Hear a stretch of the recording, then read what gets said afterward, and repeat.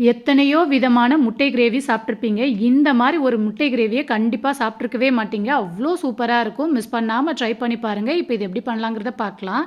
Mixie ஜார்ல 2 பெரிய size வெங்காயத்த கட் பண்ணி சேர்த்துக்கங்க. 3 பச்சை மிளகாய், 1 டீஸ்பூன் சோம்பு சேர்த்து கொரகொரப்பா அரைச்சு வச்சுக்கங்க. அடுத்து அடுப்புல பேன் வச்சுட்டு 3 டேபிள் ஸ்பூன் அளவுக்கு எண்ணெய் சேர்த்துட்டு, அரைச்ச வெங்காயத்த பச்சை வாசனை போக வதக்கிருங்க.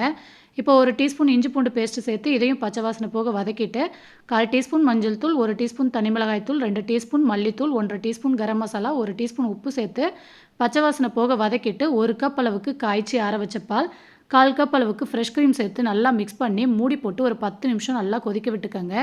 இப்போ 7 முட்டைய வேக வச்சு சேர்த்துக்கங்க.